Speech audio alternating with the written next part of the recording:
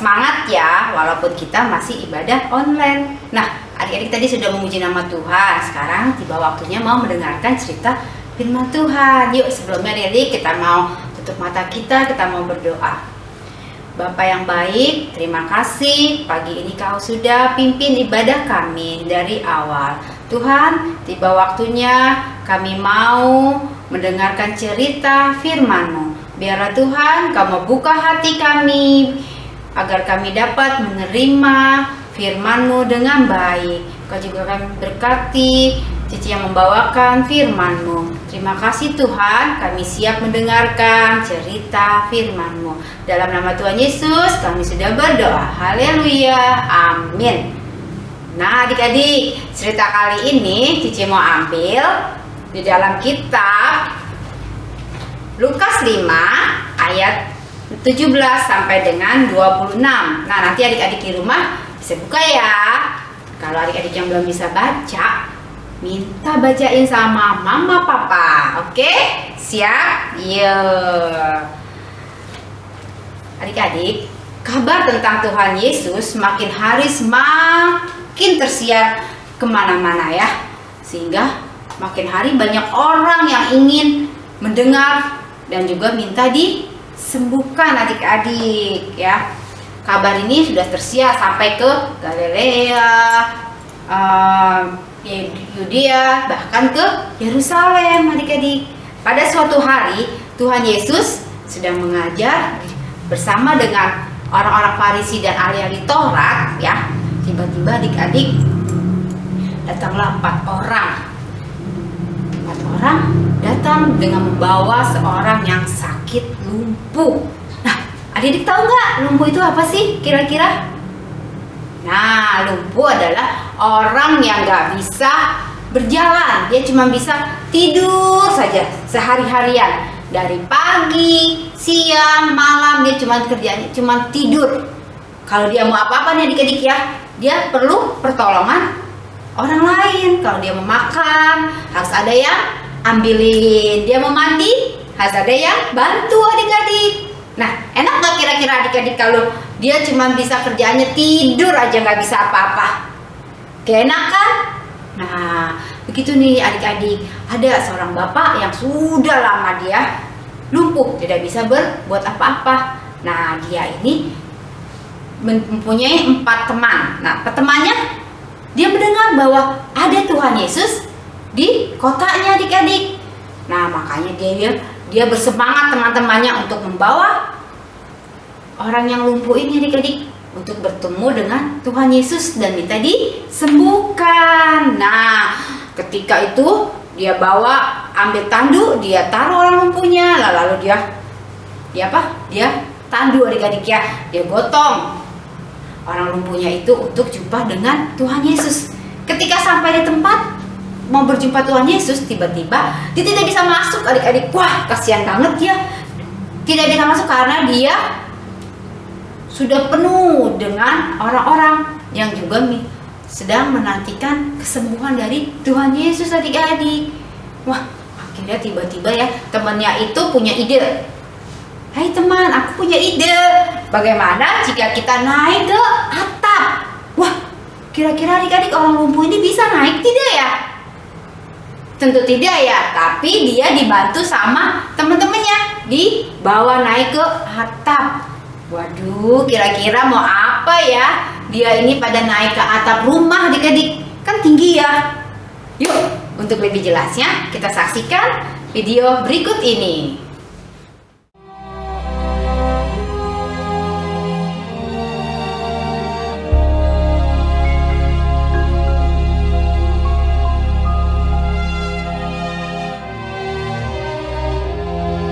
Kabar tentang Yesus makin jauh tersiar dan datanglah orang banyak berbondong-bondong kepadanya untuk mendengar Dia dan untuk disembuhkan dari penyakit mereka.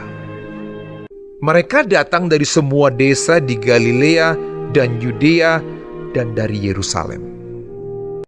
Pada suatu hari ketika Yesus mengajar, ada beberapa orang Farisi dan ahli Taurat duduk mendengarkannya. Lalu datanglah beberapa orang mengusung seorang lumpuh di atas tempat tidur.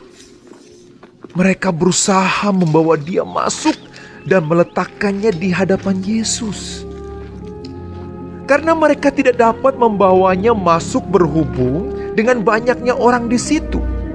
Naiklah mereka ke atap rumah, lalu membongkar atap itu dan menurunkan orang itu dengan tempat tidurnya ke tengah-tengah orang banyak tepat di depan Yesus. Ketika Yesus melihat iman mereka, berkatalah ia, "Hai saudara, dosamu sudah diampuni." Tetapi ahli-ahli Taurat dan orang-orang Farisi berpikir dalam hatinya, Siapakah orang yang menghujat Allah ini? Siapa yang dapat mengampuni dosa selain daripada Allah sendiri? akan tetapi Yesus mengetahui pikiran mereka, lalu berkata kepada mereka, Apakah yang kamu pikirkan dalam hatimu? Manakah lebih mudah mengatakan, dosamu sudah diampuni, atau mengatakan, bangunlah dan berjalanlah? Tetapi supaya kamu tahu bahwa di dunia ini Anak Manusia berkuasa mengampuni dosa. Berkatalah ia kepada orang lumpuh itu, Kepadamu kukatakan, bangunlah, angkatlah tempat tidurmu, dan pulanglah ke rumahmu. dan seketika itu juga bangunlah ia.